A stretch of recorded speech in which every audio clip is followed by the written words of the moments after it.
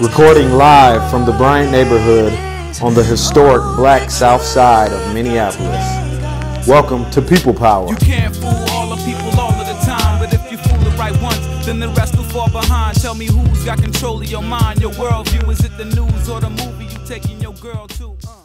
Welcome to People Power, speaking truth to power by bringing you voices from the grassroots. My name is Merjan, I'm your host, and thank you for joining me for episode number 18.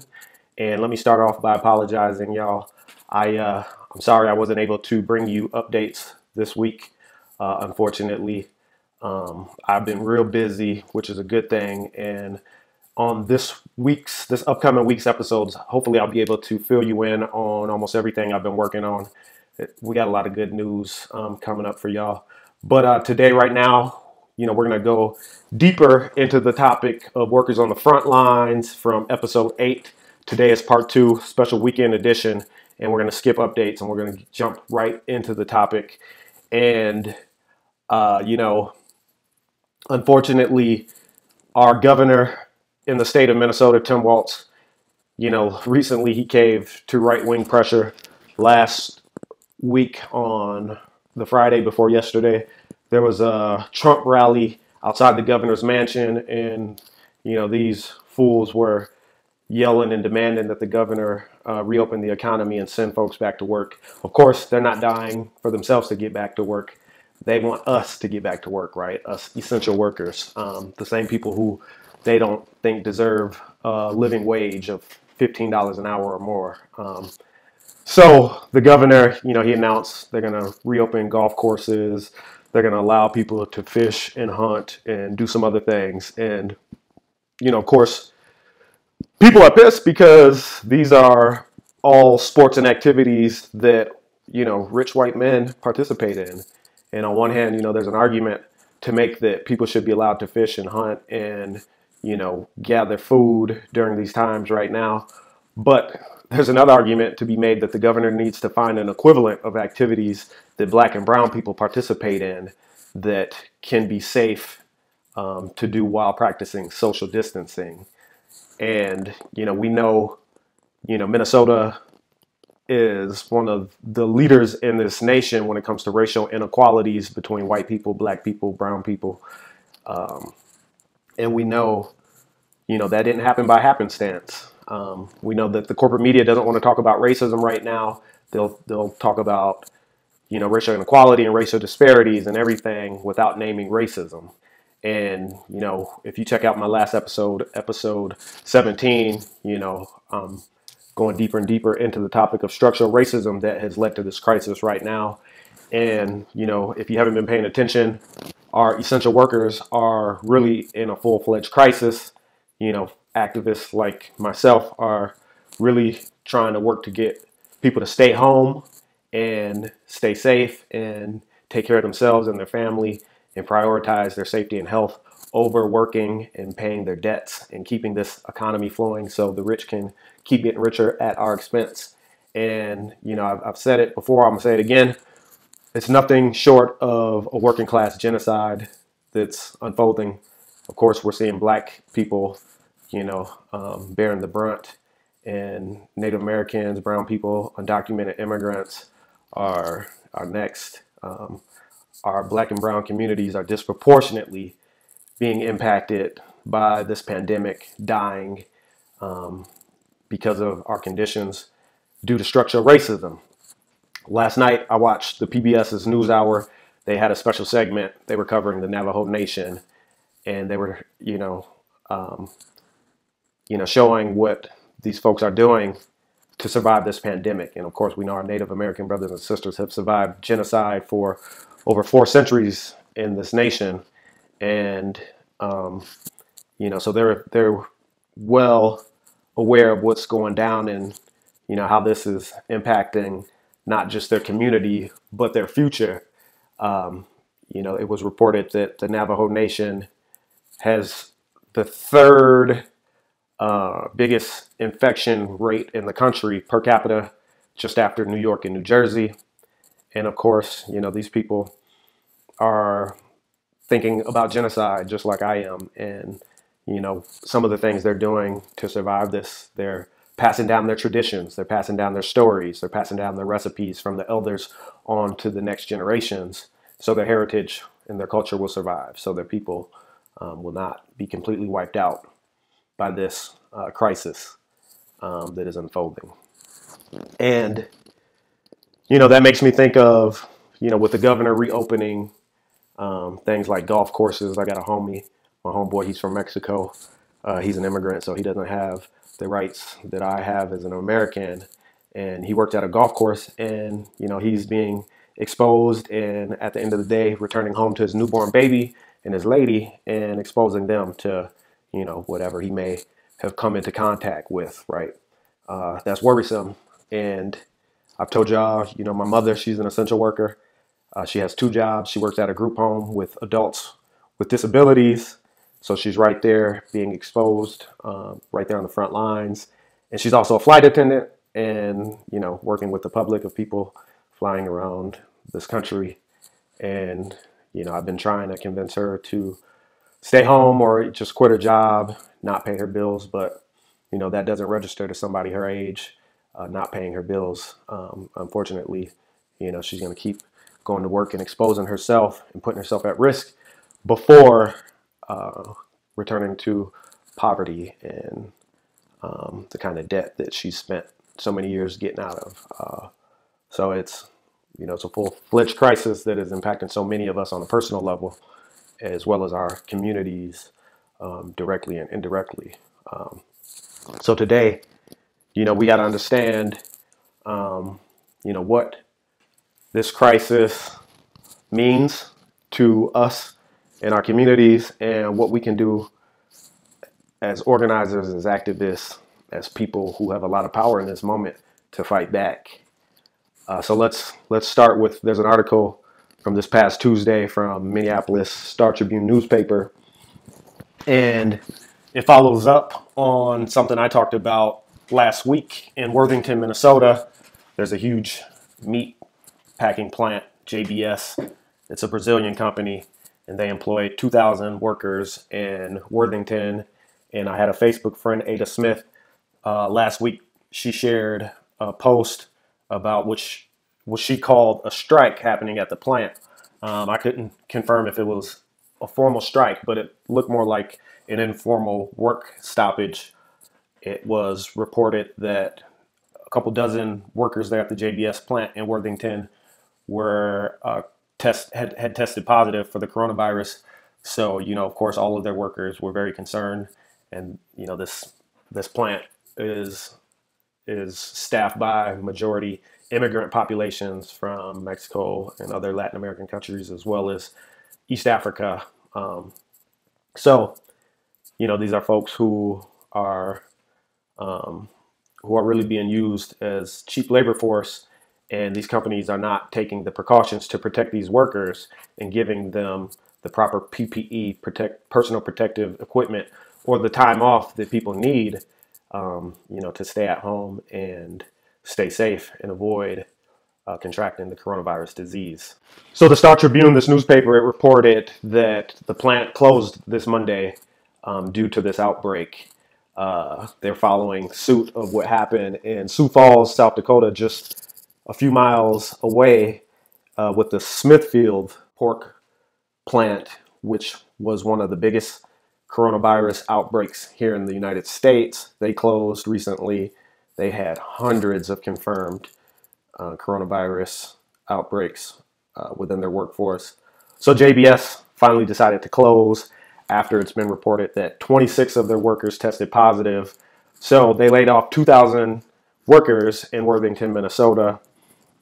Matt Utek, the head of United Food and Commercial Workers Local 663, said that the union negotiated 32 hours of pay per worker per week and continued benefits for 1,800 plus union workers at the JBS plant.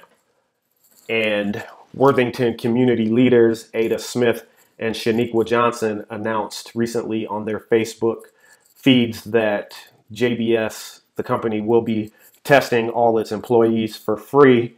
So the employees have to bring their staff ID and head down there, to a location near the plant and, go down there and get tested. And you could find that information with a simple Google search, or go to JBS's website directly. And the same article from the Star Tribune, it reported, this crisis is happening everywhere across this nation, with meat plants being a huge source of the spread. Hormel in Kansas, they have a plant that employs 100 workers. They closed recently until at least May 4th, after one employee was diagnosed with COVID-19. They have other plants around this country. There's a plant in Rochelle, Illinois, that has stopped after 29 workers were recently diagnosed with COVID-19. Almost half of the cases were in Ogle County, which is about 80 miles west of Chicago, and they have been traced back to this plant, Hormel plant in Rochelle, Illinois. In Iowa, Tyson Foods facility closed after over 180 workers had tested positive for coronavirus. And Monday, a Minnesota-based company, Cargill, that has operations in Alberta, Canada, closed its beef plant. And it's one of the biggest beef producers in Canada after several hundred workers tested positive for COVID-19. And I'll post a link to that article in the description so you can check that out. But today, I'm going to bring you a couple stories from essential workers. One, I mentioned not that long ago, a bus driver in Detroit who died, after posting a video on social media, really upset about what he described as the lack of consideration from people riding the bus, as well as the company, in not providing the employees with personal protective equipment. And I'm gonna play you a clip from Democracy Now!, telling you a little bit more about this brother's story. And of course, he died, just I think 2-3 days after posting this video. So let's play a clip, and we're gonna talk a little bit more about it. Detroit bus driver Jason Hargrove died on Wednesday from complications of COVID-19. Hargrove was 50 years old. He was a father of 6. He was an African-American bus driver.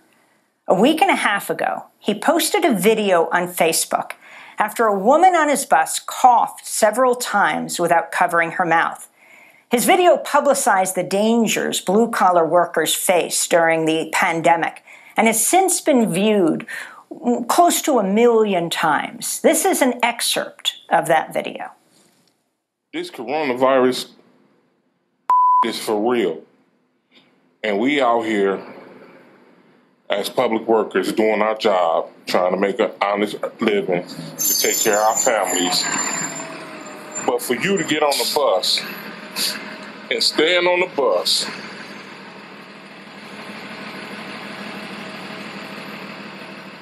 and cough several times without covering up your mouth, and you know that we in the middle of a pandemic, that lets me know that some folks don't care. That was uncalled for. I feel violated. I feel violated for the folks that was on the bus when this happened. It was about a good 8-9 people on the bus as she stood there and coughed. Never covered up her mouth. That was Jason Hargrove, 50-year-old bus driver. He got sick a few days after making this video, and he has since died. Rest in peace, Jason Hargrove. I'm glad that the brother had, a lot of sense to speak out and post a video so the world could hear his cries for help. And, let that be a reminder to all of us to make sure that, that we're being loud about what's happening. Make sure that, we're demanding more from our employers, our elected officials. Make sure that you're talking with your friends and family, posting on social media about the injustices that you're experiencing and that you're seeing others experience demand that, that our people not be sacrificed for profits to keep this economy going. Our people are not expendable. And this brings me to another story. I'll post this link as well as the other one in the description below. But this is from NBC's website. A sister from Maryland, she worked in a grocery store. Her name is Leilani Jordan, and she died on April 1st, just 27 years old, due to coronavirus. And she refused to miss a day at work because she wanted to help everyone she came in contact with, according to this article. But Leilani, who had disabilities, was worried about her own safety. And she even told her mom, according to this article, I have to take my own hand sanitizer because there's none available. There's no gloves available. And we know grocery stores sell personal protective equipment like gloves, hand sanitizer, and some, even carry face masks. So why this store didn't feel the need to protect their own employees is crazy. And I hope they get sued. And I hope, this family really get some sort of justice, and I hope no other family, has to go through what they went through due to negligence. It's upsetting, to say the least. And there's a quote from her mother in this article. She says, "You know what using the proper PPE could have done for my baby? I'm a mother, and I have a hole in my heart for the rest of my life. My baby is gone." And of course, both of these people who died were essential workers and were African American. And both companies that they worked for were negligent and should be held accountable. And, this is a reminder to me that this work is personal. These are not statistics. These are my friends and my family members whose lives are at stake. My mother, my friend, it's essential that we protect our community members because they're essential to our families and our community. And so we're going to talk about actions that we can all take after I play this track real quick, y'all. This is a track by a legend that you never heard of, my man Doug Maccabee. This song is called Time, and it's so appropriate for what we're dealing with right now with all this quarantine time we all have. This track was produced by yours truly. It's unreleased. Been waiting on my man Doug Maccabee to release his solo album for over a decade now. Hopefully 2020 will be the year, y'all. But here's an unreleased track brought to you by yours truly. You heard it here first on People Power Podcast. This is Time by Doug Maccabee.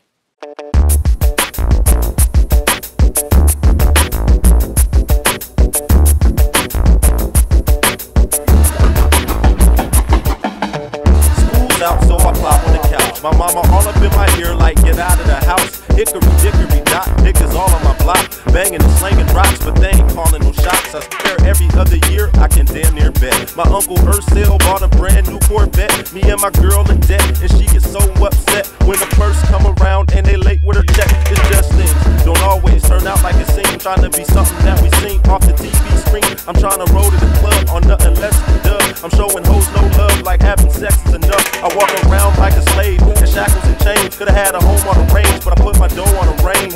I'm going with canes, I'm hoping for change. I'm blowing my brains, but the only thing that changed is time. The only thing that changed is time.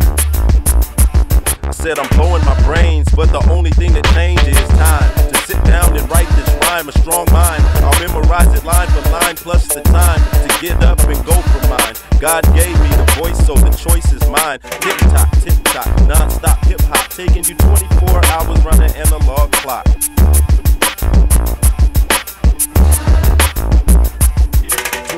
Town bound, this is D-U-G.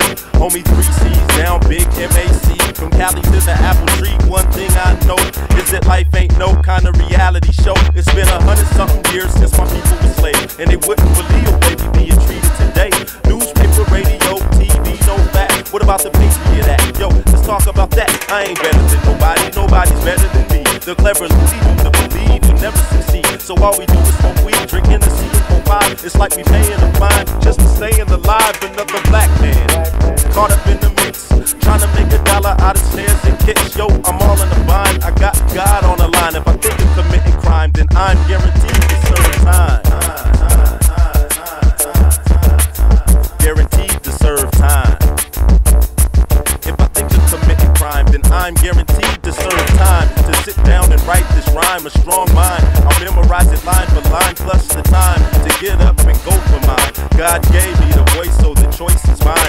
Tick tock, non-stop hip hop. I'll take it 24 hours round an analog clock. Tick tock, non-stop hip hop. I'll take it 24 hours round an analog clock. It take a week to make a beat, but a set to catch wreck. Only a day to play, but a year to hear.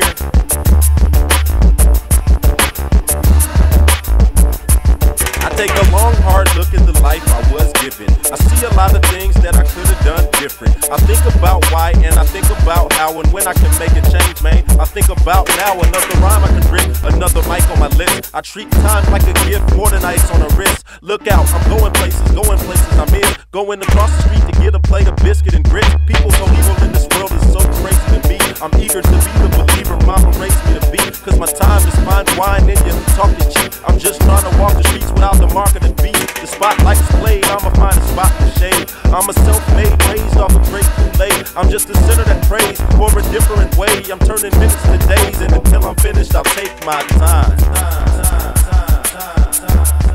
Until I'm finished, I'll take my time. I'm turning minutes to days, and until I'm finished, I'll take my time. To sit down and clear my mind, a new year for my peers. To hear the rhyme plus the time. To go out and show my shine. God gave me the voice, so the choice is mine. And before we close out today, let's go through some action steps that we all need to take to protect our loved ones. And first and foremost, there's a couple bills that we should all be supporting. There was one introduced a few weeks ago by Senator Elizabeth Warren and Congressman Ro Khanna called the Essential Workers Bill of Rights. And this is on Common Dreams website. And it says that Congress must protect frontline workers in the next coronavirus relief package, even though we know the package just passed and this bill was not in it.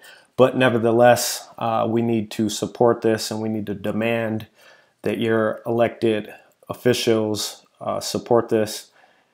They're calling on employers to require free personal protective equipment for all of their workers, to require robust premium pay, hazard pay. Most folks are calling on double pay during this pandemic.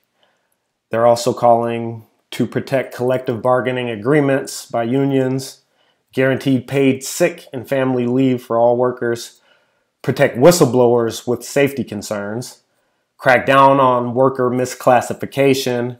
So don't classify workers as part-time workers, but you're really working them, right up to 40 hours a week. Guarantee no-cost health care using public programs, fund child care providers, treat workers as experts, and hold corporations accountable. We can demand at the local level, here at the city level, that our city councils and mayors pass an Essential Workers Bill of Rights, local version of what Senator Warren and Congressman Khanna are calling on. In New York City, it looks like their city council is working on that right now. Another action we could take is supporting my friend and Congresswoman Ilhan Omar's bill to cancel rent. And this, of course, is a response to actions like the ones that United Renters for Justice put on last week and the week before, where I participated in. And, shout out to Congresswoman Omar for coming through with this bill. She says in this article posted again at Common Dreams website, she says, "My bill to cancel rent and mortgages isn't just necessary, it's popular." And the picture on this article is a picture of my friend Carissa Stotts, who participated in the cancel rent protests outside of U.S. Bank headquarters in downtown Minneapolis 2 weeks ago. This is a super dope picture by Star Tribune, a photographer, and it's now going around the internet. It's featured on this national story by Common Dreams, where they show a recent poll that says 55% of Americans support canceling rent, mortgages, and utilities while people, try to endure this pandemic and these stay-at-home orders. So that's another action. Something else that was brought to my attention, I participated in Cancel Rent Minnesota general meetings this week and last week. And last week in this call, Minneapolis council member Alondra Cano, who represents Ward 9, she told us that her office is not hearing from her constituents, about their plights right now and the insecurities that they're facing. So she urged everyone to make sure that they reach out to their local officials and their state officials, as well as their federal officials. Call, email, and let them know your stories, let them know your insecurities. Even if you're blessed to have income still coming in, we all know family and friends and neighbors who have been immediately impacted by losing hours or completely losing their jobs and income. So reach out to your politicians and let them know of your insecurities, let them know about your worries for your community. We can all do that. As well as write your governor, call your governor. This week, United Renters, all week they've been having an action on getting their members and their leaders to call Governor Tim Walz and demand that he cancels rent, mortgages, and utilities for everybody across the state. So that's another action you can do. I'm going to do that today. I'm going to send an email and I'll follow up next week with a phone call. I've been so busy I haven't been able to do that myself. Another action that you could take, especially if you live in Minneapolis or St. Paul or a city that has neighborhood organizations. So I used to sit on the board of my neighborhood organization, the Bryant Neighborhood Organization, and recently I stepped down last fall, but I'm still an active leader in this community, obviously, and I reached out to the board and got them to pass some resolutions 2 days ago at their April virtual board meeting. And the three resolutions that were passed, one was getting the neighborhood organization to support Minneapolis Council member Jeremiah Ellison's letter to Governor Walz demanding that he cancel rents, mortgages, and utilities. So the goal is to get my neighborhood organization, as well as other neighborhood organizations in Minneapolis, St. Paul, and throughout the state, to endorse this letter. And let's ramp up the pressure. We know this governor responded and caved to right-wing pressure. He said that he would die to protect their right to protest and hold their rally, which was really nothing more than a Klan rally. So let's ramp up the pressure and let's see if this dude responds the same way to our urgent needs to protect the people in our community. Another resolution that they passed is directly related to that, and it is a resolution acknowledging that structural racism is to blame for the racial disparities in COVID-19, not race, not the individuals themselves, right? It's the structural racism that has been created over 4 centuries since white Europeans settled. This is why we've been ringing the alarm for decades now, at least within my lifetime, about addressing the racial inequalities caused by structural racism, so we don't end up in a crisis that we're in. And with that resolution, I called on the neighborhood organization to move some money around and create a fund to help out families and to make sure that they're doing it with a racial equity lens. We know historically white families have accessed these funds in neighborhood associations, and the only way to rectify that is to ensure that Black and brown families have priority when it comes to accessing these funds, because we know these families have the greatest needs.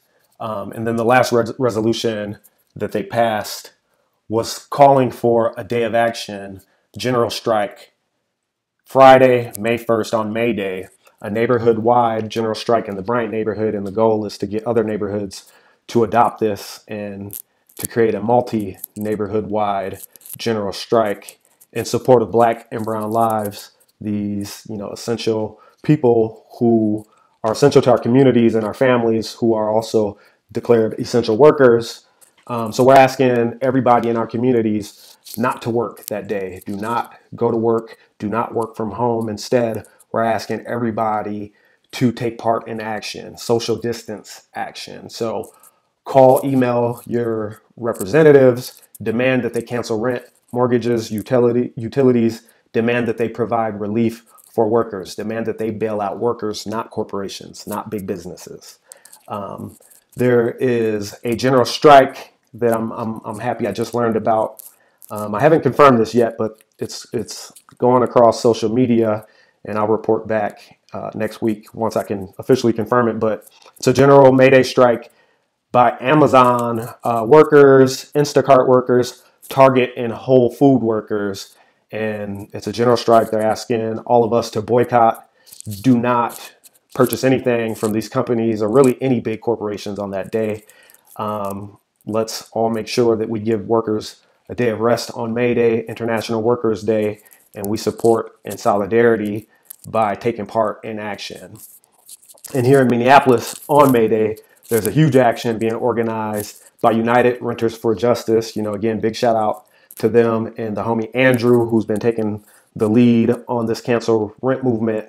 And I'm still going to be bringing y'all an interview with Andrew talking about this big action coming up on May Day. So look for that this upcoming week. But real quick, a little bit about this action. You can find it on Facebook. What they're asking folks to do is, once again, it's a car protest. So decorate your cars, bring signs, noisemakers, your honking hand, and high energy. They're going to start downtown outside the U.S. Bank Stadium, that $1 billion stadium that the Vikings play in, paid for by our tax dollars. That's right. And it's going to be a caravan from Minneapolis to St. Paul to the governor's mansion, right there in the heart of that wealthy neighborhood. And let's make a lot of noise and let's cause a ruckus to make sure that this governor cancels rent, mortgages, and utilities.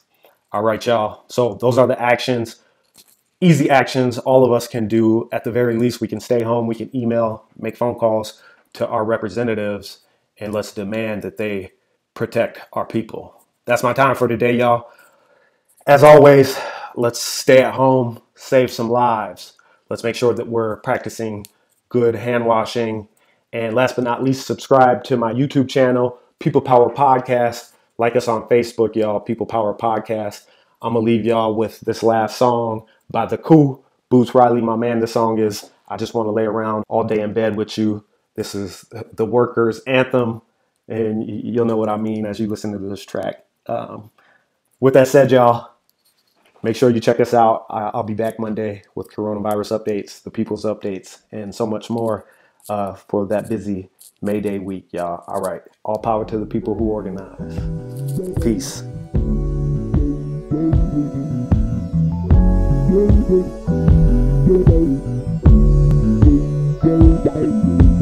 Monday rush, I'm supposed to skip, but I just found Sunday in your hips. Magic in the fingertips and lips, electric touch, solar kiss. Thoughts wrangled up, legs tangled up. Baby, do this feel good, angled up. Can't be expressed by a single fuck. Wanna gently caress it and bank it up. And your smile just seems so comfortable. Sure wish this clock wasn't functional. Supposed to be punctual and not keep the boss waiting, but the sheets sweating and the ceiling's pulsing. Music from the birds and cars would beat. Stop, pause, repeat. The stars release. You know most of my time belongs to the boss. Baby, hold on tight. This is ours at least. I just wanna lay around all day in bed with you. I just wanna lay around all day in bed with you.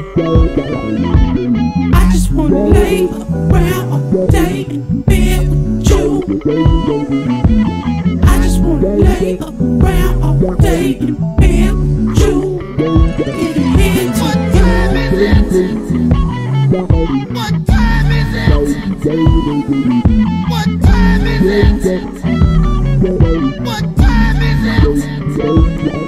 sober morning with you is like we drunk at the Super 8 with laughing and planning in between while we recuperate. We communicate with mouths, fingers, and hands, cell phones with clocks. 1,000 free minute plans lose me in the details, break my codes till all the good breakfast spots is closed. The rich folks got to know it's about controlling these minutes. They could party cause we work till our lower back goes. The world outside feels claustrophobic. Under cover of you is where my thoughts exploded. Now back to our ancient lost aerobics and the study of how bodies may be tossed and folded.